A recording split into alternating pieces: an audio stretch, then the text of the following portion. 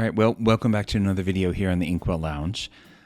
So today I wanted to do something a little different. This is something I meant to do whenever I first got my pre-order for Winterspell. I actually have 6 packs here, and instead of just opening the packs and finding out what's inside to see if we hit anything good, what I wanted to do was actually take these 6 packs and create a sealed deck.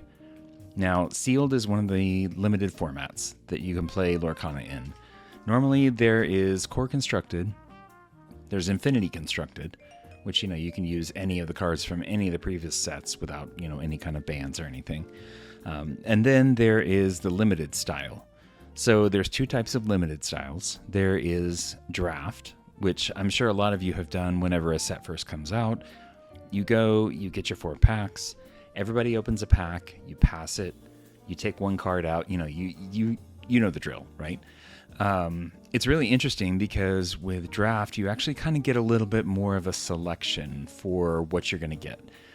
It kind of evens the playing field a little bit because it's just basically whatever's in the pack, and it's whatever other people haven't taken from the pack as it goes around. Obviously, whenever you first open the pack, you get first choice. But as it goes around, the choices get less and less, good, I guess, for lack of a better term.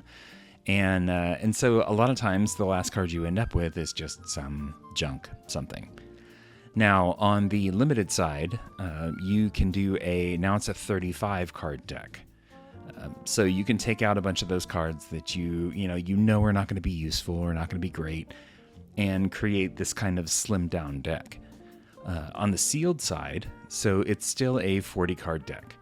So there is going to be a little bit of extra stuff in there that you may not want to have in your deck. It just depends on what you get in your pack. But the whole part about sealed is that whatever is in your packs, that's what you get. So you're able to kind of craft a deck a little bit better because you have a larger card pool to pull from, and you get to keep whatever cards they are. So it's kind of nice. It's kind of handy. It's a little bit different style to the 2 different sides of the limited puzzle. So with Draft, you have to worry more about, okay, what am I picking that's going to be the best card out of these cards, that I've been handed. It may be the full, -1 card from the previous person, or it might be 2 cards left. And chances are those 2 cards are not super great. So with sealed, you have a little bit more of an advantage. So let's go ahead and open some of these packs real quick. So I'm going to move over to my view here. So these are 6 packs that I got from a box. I like getting just random packs sometimes, but it's also nice to have some from a box to be able to know what's in the rest of the box. You tend to kind of get a feel for what's in boxes. These days it's usually like 2 epics, a bunch of legendaries, tons of super rares. Sometimes you get an enchanted, sometimes you get an iconic. My luck this set has been pretty good. I've actually ended up with 2 of the same enchanted and 1 iconic of the Pocahontas. So I'm not going to expect anything amazing from these packs just because, I think I've pretty much used up my luck. So, but what we're going to do is I'm going to open these packs and I'm going to go through and kind of separate stuff out so that we can kind of see what our curve is going to be.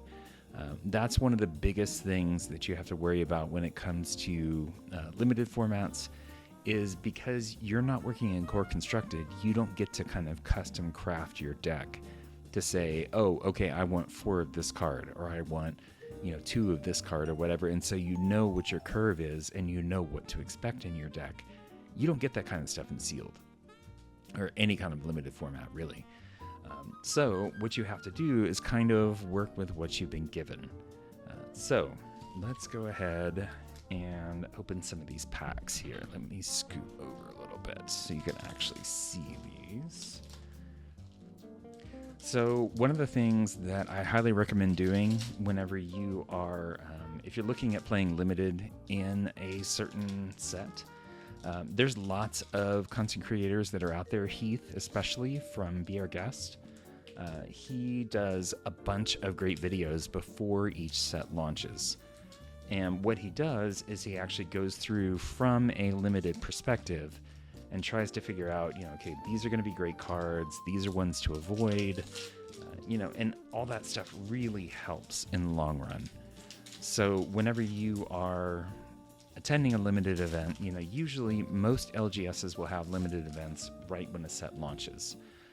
Just because it seems like it's a little bit easier, and it kind of, like I said, levels the playing field a little bit more so that everybody kind of starts on the same page. But if you've watched some of those videos, if you've kept up with the reveals, you kind of know what's coming, right? You know what you're looking for, you know what you want to pull, and it's not quite so much thought on your side as far as, oh, well, what should I pull? Having to worry about all the different, the different aspects of building a sealed deck, building a limited deck.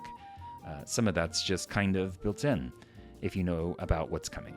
So, all right. So we have some of the bigger ones like this. These are like bombs, where these are going to be things that are kind of the game ending kind of stuff. Space Cows is a little far out there. It depends on how you want to structure your deck, honestly.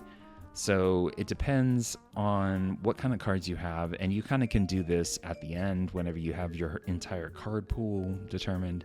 You don't need to do it as you're going along, but you need to think about some of the stuff. It's that BREAD acronym.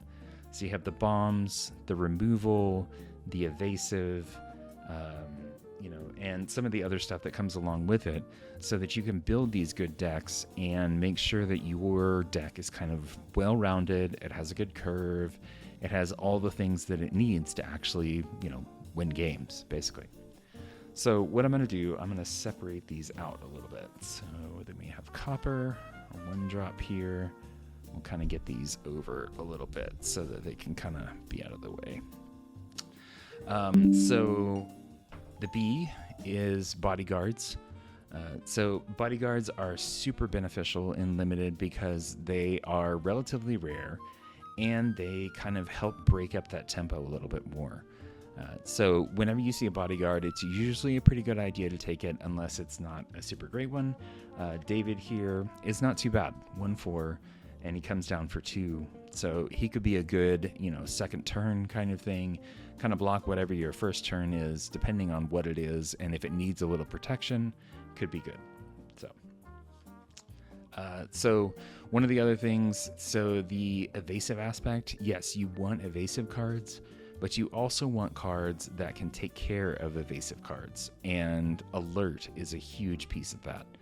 So there are not a ton of evasive cards in Winterspell by itself. Now, all of this is obviously assuming that you are just playing Winterspell Limited. You're not playing with any other sets or anything like that, because there's, lots of evasives in other sets as well, when, they would kind of stack on top of each other potentially. So if you are not able to get a bunch of evasives in your deck, definitely make sure you pull or you include a bunch of alerts in there, because everybody's trying to get the same thing. Everybody's trying to get those evasives. And if you have something to potentially counter them, is always good, especially like a 1-drop like this, 1-drop 2/1. Launchpad. So some of these you have to be careful of. There is, especially in Winterspell, there's a lot of like Darkwing Duck synergy. It's fine if you end up with, at the very end of it, you end up with a lot of Darkwing Duck cards, and you want to try to make the synergy work. That's great. You can go ahead and try that. But you also have to think about the fact that it's also going to be a lot harder to do that kind of synergy in a limited deck, especially, sealed. Well, it's a little harder in draft even, but so wait on the synergy stuff. Try to figure out, how you can make a balanced deck first, and then if you end up with enough to kind of try to figure out how to do, and synergize things, then you can actually, try that kind of thing. So we end up with Goofy out here, Jiminy Cricket. Some of the boost stuff for this set is good. It's a little difficult in a format where cards really matter, and so you don't necessarily want to be boosting stuff too terribly much, because that's taking away cards that you could be potentially playing, characters usually. because in limited formats, you're not going to want so much of the locations like we see here. You're not going to want so much on the location side, so much on the item side, because a lot of that stuff tends to be a little bit slower. So be careful with some of the boosting. You just have to kind of watch out for it. So one of the things I like to do is whenever I'm creating this and I'm opening my decks is to take some of the stuff that I know I'm not going to include. So the Frozen Vine, it's a 3-cost inkable, which is not terrible, but it says when this location is banished, if there was an exerted character here, return this card from your discard to your hand. So 2 things there. 1, it's a location. 2, you have to have somebody there for it to be effective.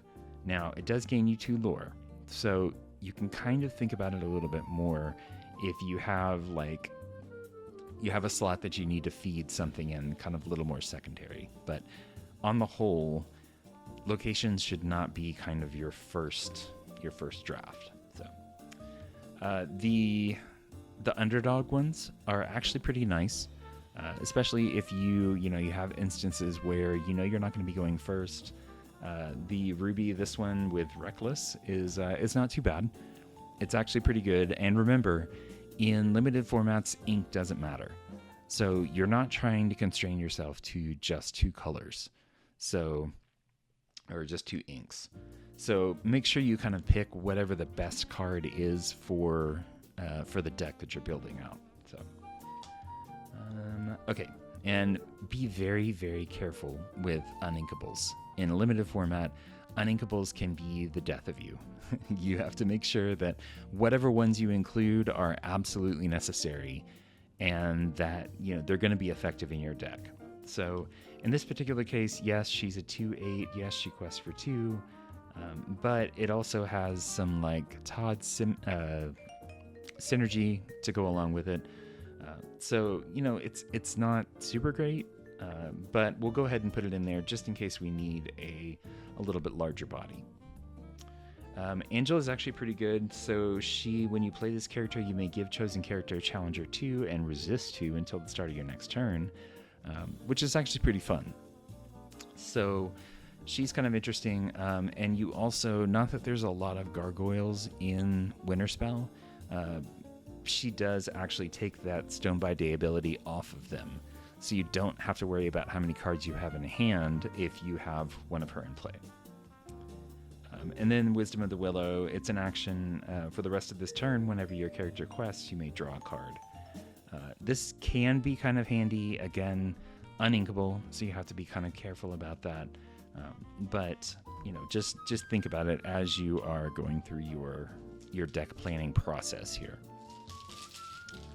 So on to pack 2.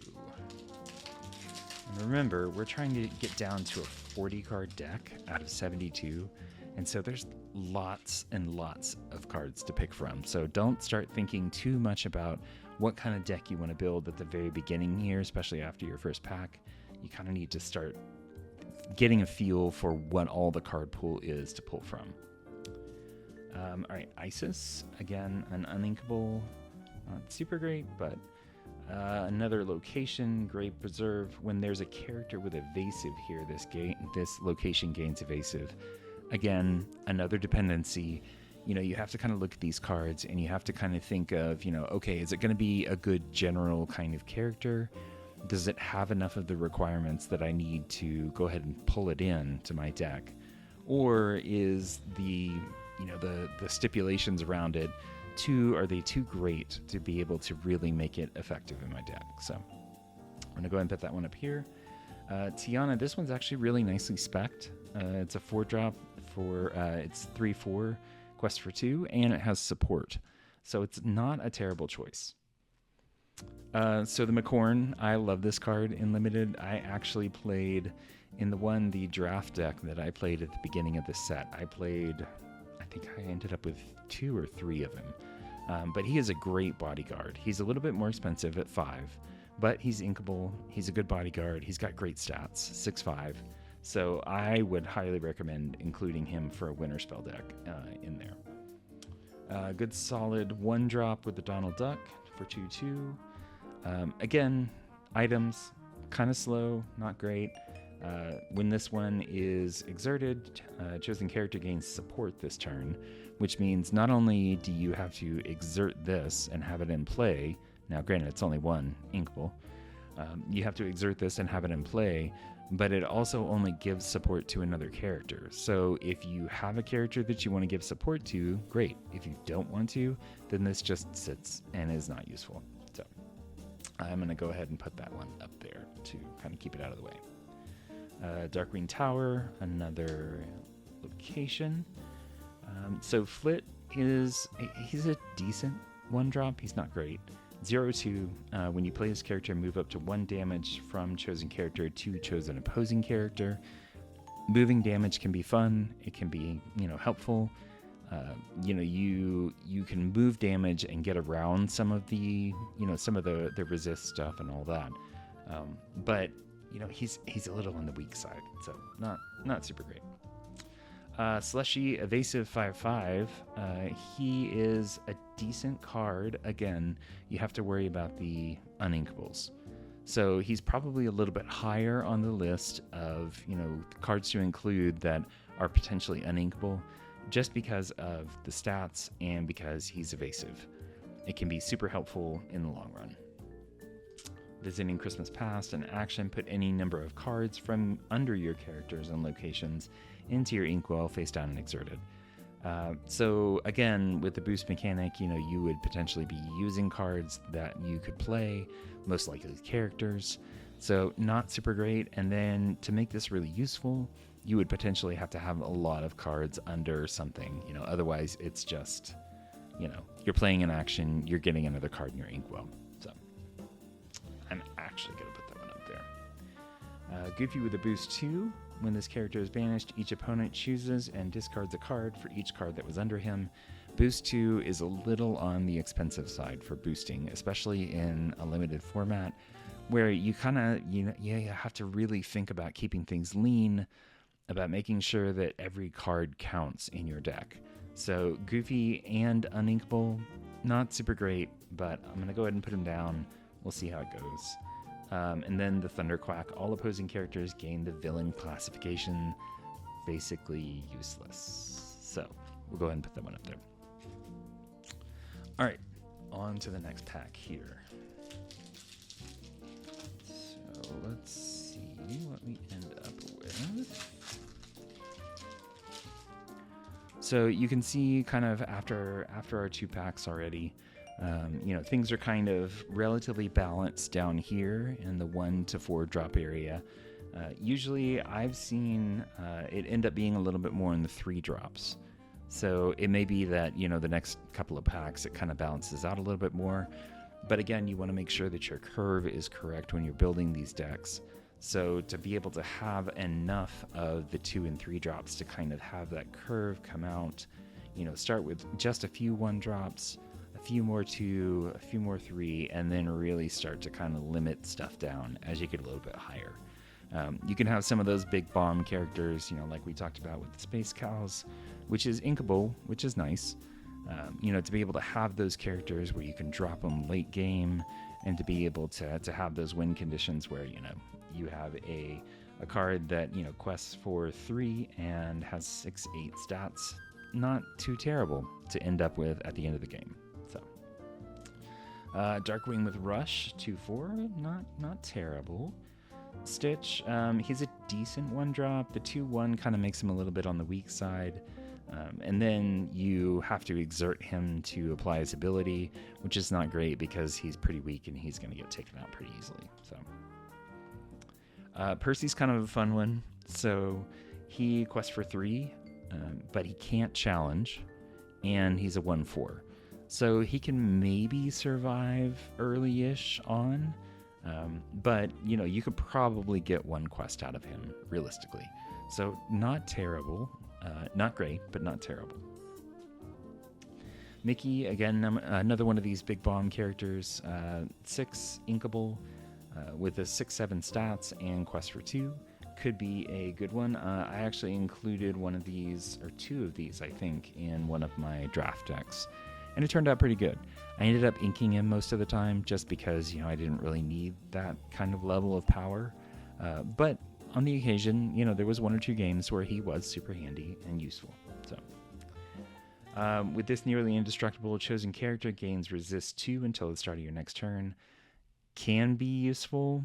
Again, it's an action you want to really focus on characters for your limited decks as much as possible. So, and kind of limit the number of items, actions, locations, other stuff, unless they're like super useful and super powerful.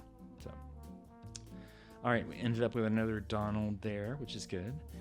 This Daisy is actually pretty good. She's only 2/2, drops for 3, but she also quests for 3, which can be nice for potentially 1 quest, So if you're really focusing in, and it depends on what you end up with in your packs, if you're focusing in on like a more of an aggro kind of strategy to really pound that lore and make sure that you really get it in early and really try to stay for a little while, including something like her can potentially be good. Another Flit, another Slushy. Kristoff, when you play his character, if you have a character named Anna in play, you may put a card from chosen player's discard on the bottom of their deck. Not a super great ability, especially in limited, and he's uninkable. I'm gonna go ahead and put him out. I don't think that's gonna be something that I want to include. Another location, and a Cena foil there. So, all right. So we're starting to kind of flesh out stuff. You can see it's a bunch of 1-drops so far. I wish I was going to end up with more 2-drops. Hopefully, we've got a couple more packs to go. Hopefully those will kind of, fill out a little bit more. 3 and 4 is looking decent. There's a lot of 4-drop uninkables, though, that I have to deal with. I only have 2 inkable 4-drops, which is not great. So hopefully these other packs will turn out to be a little bit better. So. All right, so let's see what we got. Nala, when you play this character, a chosen character of yours gains evasive until the start of your next turn, 2-drop. That's nice because, it gives something evasive that may not have it before. So you could basically give anything evasive, which is kind of cool. You could give, Percy or something else that, may be vulnerable, give it that evasive, and then you can actually kind of keep questing with it potentially another turn if they don't have anything to take care of it. So. Todd, generic 1-drop. Simba or Pumbaa. He's a 6-drop, uninkable. Not great. His stats are decent, right? 5/6, and he quests for 2, which is not terrible. But 6-drop uninkable just makes it a really hard sell for this kind of thing. So. We're going to go ahead and put him up out of the way. Amos Slade, another 4-drop uninkable. Again, not super great, but his stats are good. 6/4, quest for 1, and he has alert. So I'll put him in consideration. Let's see how that goes. Beast Castle, another location there. Distract can be potentially good. So one of the things that you have to really keep an eye out for in a limited format is card draw. So it is really hard in most sets to get something that allows you to draw cards. There are a couple of cards in each set that really are useful and let you, reliably draw cards. But if you can't draw cards, you're just top decking after a while. Now, in most limited formats, that just kind of happens. You end up with both players top decking kind of closer to the end of the game, unless they happen to get really good packs or get a really good draft where they could potentially be able to reliably draw cards, over and over and over again. So, in this particular case with Distract, chosen character gets -2 attack this turn, draw a card. It's nice because this is not reliant on being able to satisfy the first condition. So chosen character gets -2 attack this turn, period. Draw a card, period. So, card draw. Always a good thing to include.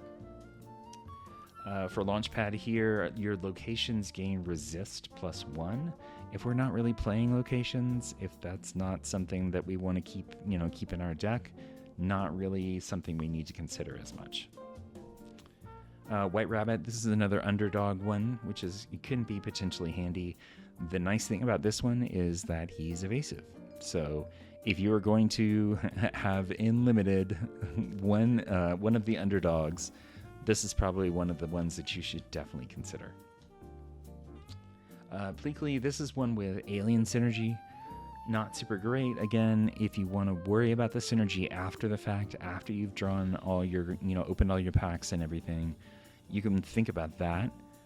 But it is not something that you should strive for right out of the box. There's not a ton of aliens in Winterspell. And knowing that kind of thing is where in following along with the reveals and actually knowing what's going to be in the set can be super useful, right? So if you're looking at this and you say, oh, alien synergy could be fun, maybe I'll give that a shot. If there's not a lot of aliens, you're going to be disappointed. So, and plus, he's a little expensive for what he is. Another Widow Tweed.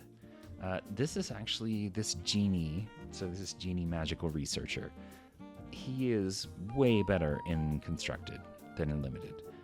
He does have a boost 1 cost, and he could potentially get you a lot of lore, but you have to boost him each time. So play him on 3, then you have to boost him again on 4, then he only has 2, then you have to boost him again on 5, then he has 3. You kind of spend that 1 ink that you could potentially spend having another character out. So just be careful with him. He's not terrible. I wish he quested for more at the beginning. And then another White Rabbit, which personally I think I would include in my deck. So we're starting to round out a little bit more on the 1, 2, 3, and 4. I still have a lot of uninkable 4s, which is not super great. These are not great packs. But and then down here with the 5, 6, and 7s, you can see there's a huge gap here. And so I do definitely want to have some good, heavy bomb characters to play. But, being able to only have, like the Widow Tweed, 6 cost uninkable, is not super great. So we'll see how it goes. It's just the luck of the packs, honestly. You could get some amazing packs and get some amazing stuff to put in your deck. And sometimes you get not so great stuff. That's part of the fun of doing the sealed event is you never know what you're going to get, and sometimes you just gotta make do with what you have. And so fortunately you have a lot to pick from to be able to make your 40 card deck from. So Tigger's actually pretty fun. You can bounce a couple of things back, thank goodness. Another inkable 4 cost. Whenever you play an action, this Aladdin, this character gains evasive until the start of your next turn. If you're focusing on characters for a limited deck, then you're not going to potentially have a whole lot of actions. So he's decent, quest for 2, so solid, but not anything you're going to definitely want to include because of what he is. Sarabi, exert chosen opposing character gets -4 attack until the start of your next turn. So she's a 4/4 inkable, cost 4, solid card. Again, I'm stacking up more of the inkable 4 costs, which it's great for me.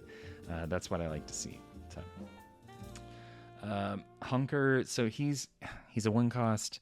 He's not great. He's 1/2 for his stats. And your character is named Darkwing Duck, gain resist 1. So again, with the synergy, I think I've ended up with, what did I get? 1 Darkwing card, maybe 2. So you can kind of get an idea of how ineffective potentially the synergy is for some of this stuff. I think it was it last set or the set before that had the detective synergy? There was enough detectives in that set to make that actually kind of worthwhile. I saw some people in limited events that actually pulled it off. They had some decent synergies between them, but not a ton of them. It was pretty difficult. So not a super solid card. Infrapink Ultra Scan Specs, the hardest name of a card to read ever. When you play this item, draw a card and then choose and discard a card. So potentially decent because you get to do some card filtering, right? So if you do end up with a deck with a ton of uninkables, something like this might be useful, but it's not super great. The other one, banish this item, chosen character gains alert this turn. That can potentially be useful as well if you don't have a lot of evasives or don't have a lot of characters that have alert on them where you could potentially take care of something. I'm going to go ahead and keep it in for now. Agnar, when you have a queen character in play, this character gains +2 attack. So I think I ended up with, maybe 1 or 2 queens so far. So you have to think about the synergy on that side.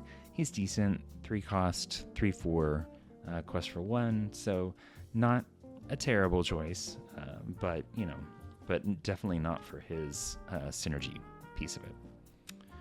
Snowfort's actually a really good one. It's better in Constructed, in my opinion, but it's still pretty solid. So your characters get +1 attack just by having it down. It's uninkable, so again, you have to be a little bit careful. During your opponent's turns, your characters gain resist 1, which is always fun. So just a little passive boost. So they get +1 attack and they get resist 1 whenever it's your opponent's turn. So I really liked finding these for my limited decks.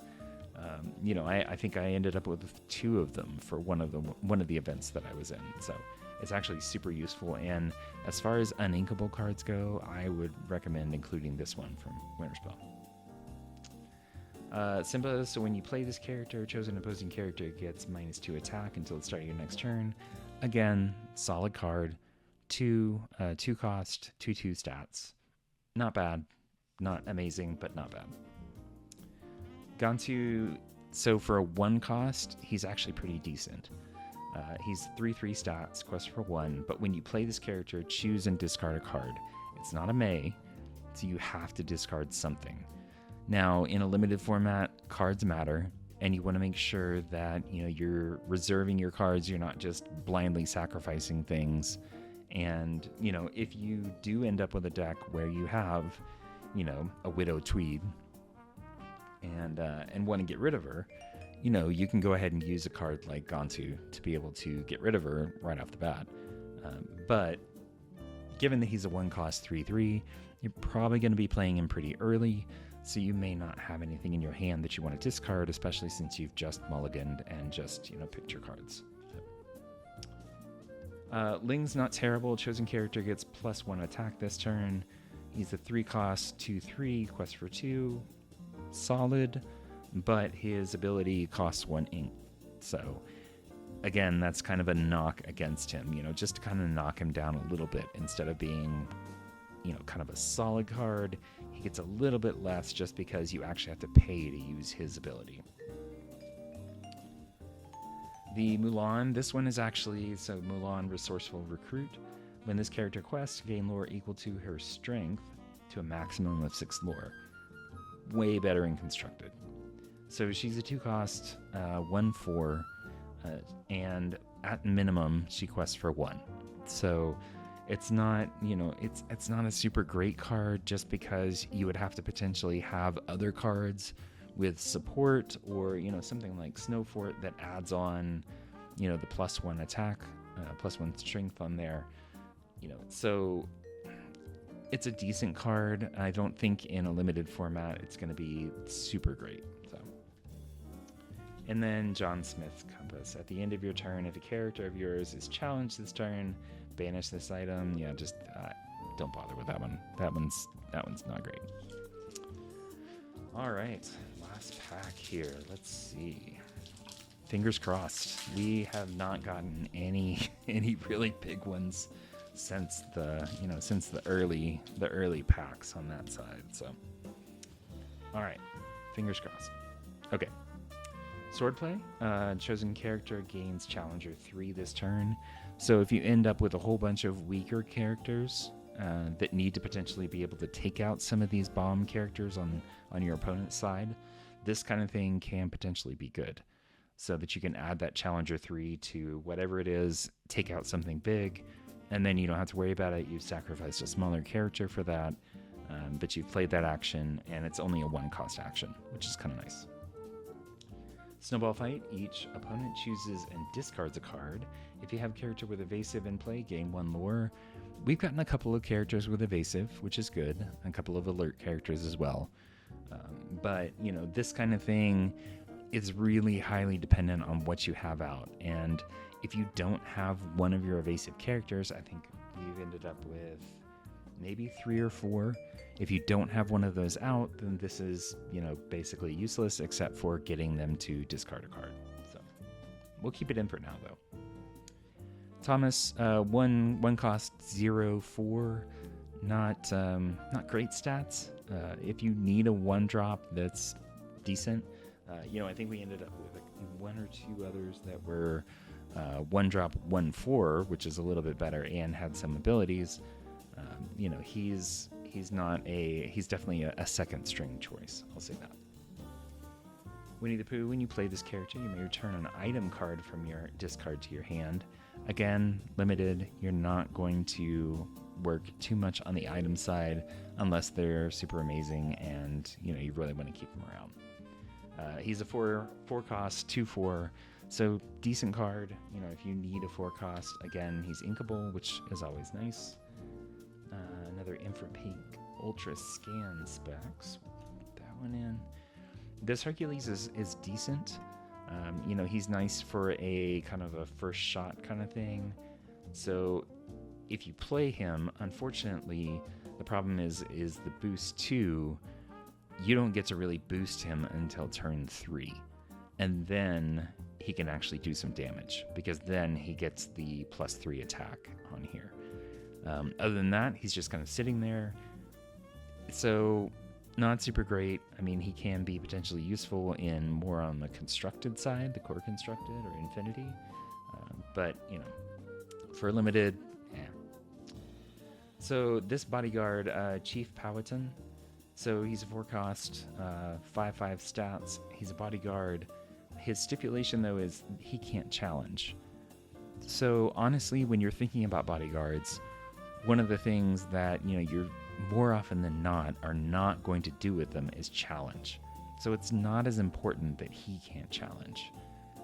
If you drop him down 5/5, unless they have something bigger already out there, again, you're dropping this on 4, so the chances of them having something that can just wipe him out right away are pretty slim. So if you drop him in bodyguard, he can potentially protect all the rest of your stuff, and you know, maybe get another turn or 2 out of them, and then he can potentially get taken out, you know, after the fact. So we have Judy Hopps. She's a 2 cost inkable, 2/2 stat. She does have resist 1, which is nice. She's an underdog, so, you know, we've got a couple of underdogs that we pulled. It might be interesting to include them just in case we end up, you know, on the you know, as going second, basically. So we'll just have to kind of weigh that a little bit more. Some of the other ones, you know, the White Rabbit that has evasive right out of the box, maybe a little bit better option. Again, we have to limit this down to 40 cards, so we get to be kind of, you know, picky about what we include. Darkwing's gas device, so you actually have to exert and pay 1 for this. So the ability is okay. It also has the Darkwing synergy on it, which honestly I'm not going for in this deck, so I'm going to go ahead and put it out of the way. This Lilo is actually super fun. I know she's uninkable and only a 1/2, a quest for 2. So during each opponent's turn, the first time this character would take damage, he takes no damage instead, which is fun because then they, you know, they can't like hit it right away. They have to like hit it and then hit it again, and it resets every single turn. So it's not like it's only the first time. So during each opponent's turn. So it's kind of handy. She's kind of annoying if you're playing against her, but she's super fun to play with. So the Tamatoa, he's a boost 2. He's got ward. Whenever you put a card under one of your characters or locations, this character gets +1 lore this turn. I think I only ended up with maybe 2 to 4 boost characters, and none of them were like amazing. So something like this, it might be a consideration given that it is, you know, kind of one of those bomb characters, 6/6, inkable for 7. But, you know, he's a boost 2, so, and that also counts. So whenever you put a card under one of your character's locations, this character gets +1 lore. You boost him, he gets +1 lore. You can quest for 2. You know, there's flexibility there, but not necessarily enough to make it a guaranteed include. And last but not least, Mother will protect you. Chosen character can't be challenged until the start of your next turn. So not terrible. Potentially, if you end up with the kind of layout that we have here, where we have a bunch of lower end characters and not a ton of useful higher end kind of stuff. So honestly, I would have hoped to have had a little bit more on the, you know, the 5 and 6, a few more options on this side. I don't mind not having that many 7s over here. But yeah, this is kind of what we've got to work with.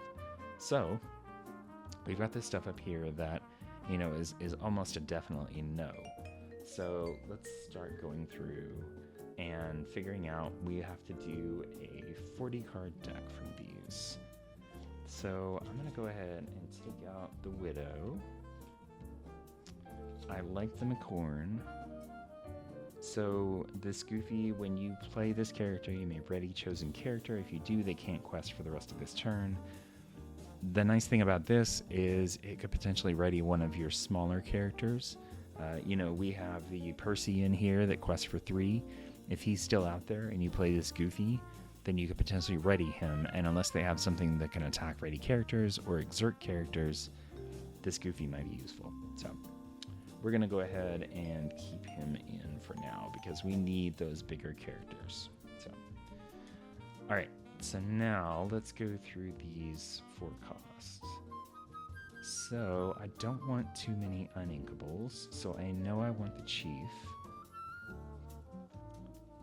And given the number of smaller characters that I have, this Tigger, where when you play this character, you may return chosen character, item, or location with cost 2 or less to their player's hand, you could potentially bounce some of your smaller characters, all these over here, that we could potentially include. So I'm going to go ahead and keep that in there. I do like that Tiana, mostly because she quests for 2, and she's inkable. So I think I'm actually going to include this Isis Vanderchill. When you play this character, exert chosen opposing character. It could be useful a little bit farther down the line. I know she's uninkable, but it could be useful to exert something on their side that's a little bit weaker and then potentially be able to use some of these larger characters to take them out. I do like the Sarabi. So one of the things when you're creating a sealed deck, don't try to make it perfect on the first pass. You're still going to have to kind of rearrange things. You usually have 30 to 40 minutes to kind of build your deck once you've opened all your packs. So you've got a little bit of time.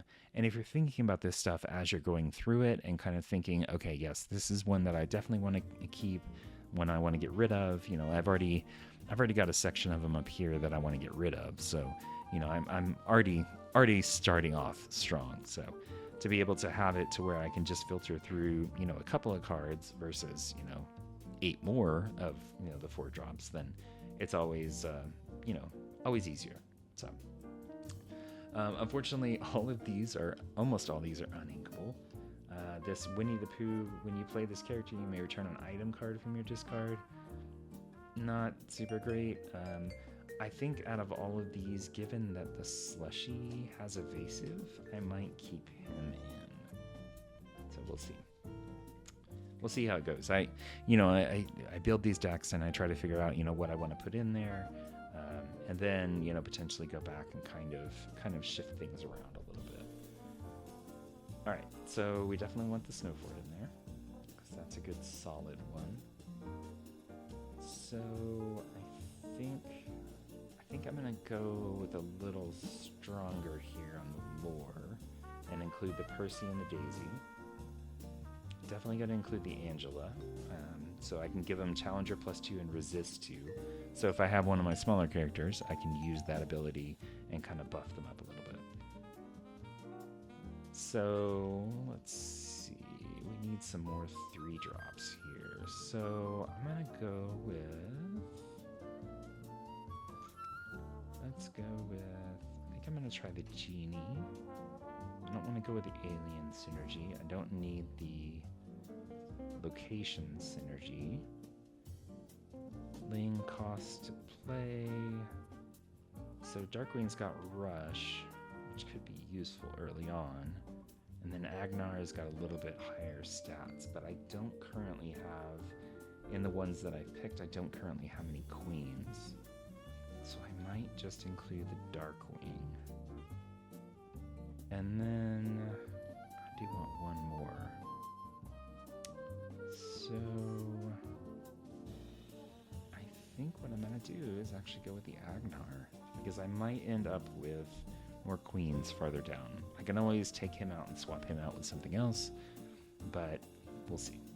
Lilo's definite include. I like the White Rabbits for the underdog. Worst case scenario, he's a 2-drop, but he's also evasive. Distract, draw a card. Liquidator, David with the Bodyguard. Definitely gonna include that because I need more than just McCorn out there. And then let's see. So let's go with, he's got Reckless. So when you play this character, chosen character yours gains evasive. Yes, I think I will keep that Nala. Okay, and now we get down to the 1-drops here. I might need to include more 2s and 3s. We'll see what the card count is once I get this stuff done. So I think for solid 1-drops, I think I'm gonna go with that Donald there. And then we have Cena for the alert. And then let's see. When you play this character, move up to 1 damage from a chosen character. So Copper could be interesting. When you play this character, a chosen player reveals their hand, so that could potentially at least give you an idea of what they're playing. That could be interesting. I think I'm gonna actually include that sword play, the one where I get to give a character +3 challenger. That could be interesting. I don't know if I want to include the Infrapink Ultra Scan specs, so we will see what we end up with. And I think what I'm gonna do is, I think I'm gonna include Todd for now. Okay. All right. So let's see. What are we up to here? 1, 2, 3, 4, 5, 6, 7, 8, 9, 10, 11, 12, 13, 14, 15, 16, 17, 18, 19, 20, 21, 22, 23, 24, 25, 26, 27, 28, 29, 30, 31. Okay. So now I am under, which is a good place to be in because that means that I can actually add in cards if I want. So I know I said not to do too many locations and stuff, but let's see, since some of these will give me passive lore. These are 3 cost. So when this location is banished, if there was an exerted character here, return a card from your discard to your hand. Could be interesting. Okay, Frozen Vine.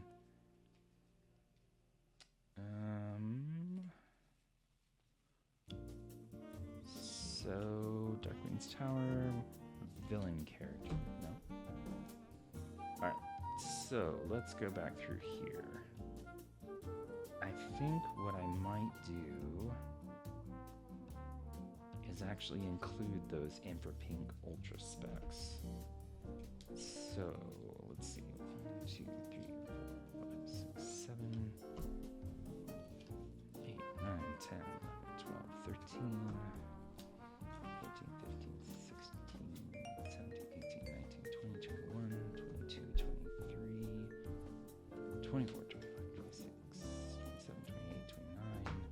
30, 31, 32, 33, 34. So I have 6 more to pull in. So let's go with, let's see, we'll go with Judy Hops. I think I'll get Liquidator in there. And then Aladdin. And those are all inkable, not super crazy about that. And let's go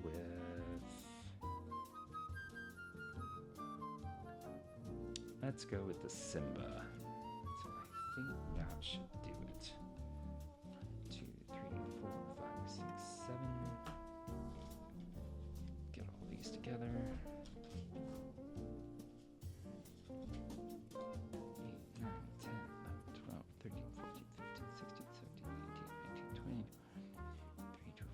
25, 26, 27, 28, 29, 30, 31, 32, 33, 34, 35, 36, 37, 38.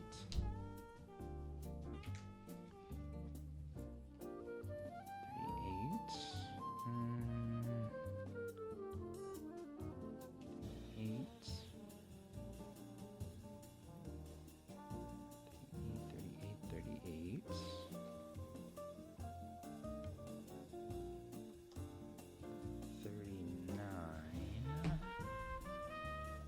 And let's round it out with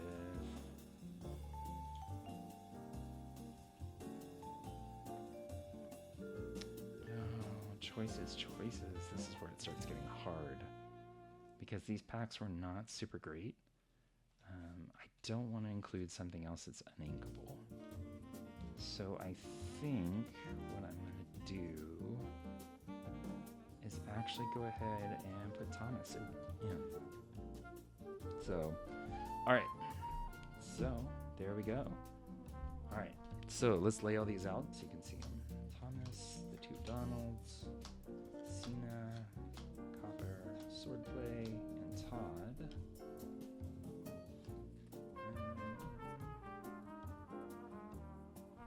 Let's go with, there's the 2 drops in here. So Nala, David, Distract with our card draw. That is 3 drop. Agnar, Darkwing, Genie, in for pink. White Rabbit, Angela, Percy, another White Rabbit, Lilo, Game Preserve, Nala, Snowfort. So we're a little heavy on the 3, but given that I didn't get a whole bunch more higher than that, I kind of want to make sure that I have a decent strength down here. So Judy Hops, the Chief, Tigger, Tiana, Isis, Sarabi, Slushy, and then we go with our higher characters. We have our Goofy, our McCorn, the two 7-drops, Space Cows and Tamatoa, and our 1 6-drop with Mickey Mouse. So, not an ideal deck. The packs were not in my favor, unfortunately. So it's a decent deck. It would take definitely a little bit of finagling to try to make it work really well. But the hope is that once you start getting up to these higher characters, there's a ton of inkables. I think I only ended up with, 2 and 3 uninkables. So it's actually a pretty good, let's see, 1, 2, where's that over? 3. Yeah, 3 uninkables. So it's actually not too bad of a ratio. Again, you want to try to reduce the number of uninkables even more than you would in Core Constructed, because you can't predict how many of them are going to be coming up in your deck. So, So it's a decent deck. It's not great, but you know, it would be fun to play. You know, that's one of the things that I really like and I really enjoy about sealed, you know, sealed versus constructed and everything, is that with constructed you have that structure. You know, you have everything that you know is coming. You can kind of have it a little bit more predictable. But with limited formats, it's a little bit more unpredictable. It's kind of a Wild West kind of thing, especially when you're doing draft, you know, where you can just kind of pull decent cards and sometimes you end up with terrible cards, and you know, it's a little bit more out of your control, and so it's a little bit more flexible, which is kind of cool. So I really enjoy it. You know, I think it is definitely a fun format. If you haven't actually tried it before, try to find some local game store or something that's doing one for Wilds Unknown. It's going to be coming up here in a couple of weeks, really. I mean, a couple of weeks. It's a little while away, but you know, that'll give you a little bit of time to potentially do some research, watch some of the videos that are out there from various other content creators. Again, highly recommend going over to Heath's channel, Be Our Guest. He does tons of great limited content. It's really definitely his passion, and you can tell. So my little homage to him, we both have this shirt, this Roosevelt shirt, and so I figured I would wear it for this video, kind of channeling my inner Heath, I suppose. So, but anyway, yeah, hopefully you will check out the limited format at your local LGS and try it. You know, at the very worst case scenario, if you buy a box, if you buy, you know, a bunch of packs or something, take it, try to create a deck just like this. Take 6 packs, try to make a deck from it, try to think through the whole process of, you know, what do I need to include? How many uninkables do I have? What can I do with the cards that I've been given? Because it's definitely flexing a different muscle than trying to do a core constructed deck, where you're putting it in and you're actually having to worry about, okay, do I do 3 of this card or do I do 1 of this card? With this, you know, you end up with mostly 1-ofs. So, you know, it's definitely a little bit more Wild West. So I'm curious what you think of the deck that I created. If there were any other cards that you would have picked, maybe something that when you participated in a limited event at your LGS that you saw that was really interesting to you, that you really liked and really found useful. You know, if there was something that I didn't pull that you found really useful, I'd love to know about it. There were some things that I pulled for my limited event at the very beginning of the set that I did not get tonight. And so they were super useful when I got them, but you know, this deck just doesn't have them. So you kind of have to work around it a little bit. So anything that you saw that was super useful in your limited experience, and maybe even something that, you know, you found that was kind of a little spicy that you didn't expect to be useful in your sealed or draft decks. I'd love to know about it. Definitely leave that in the comments. I'd love to have a conversation about this deck or about your deck or about any other limited kind of things. It's such a fun format. And I really hope that if you haven't tried it in the past, that, you know, this can kind of give you a bit of an idea of how it works and how to kind of create a deck from the packs that you would receive, you know, as a part of the event. So anyway, thank you. If you like this video, like, subscribe, do all that kind of fun stuff. And I'll see you next time.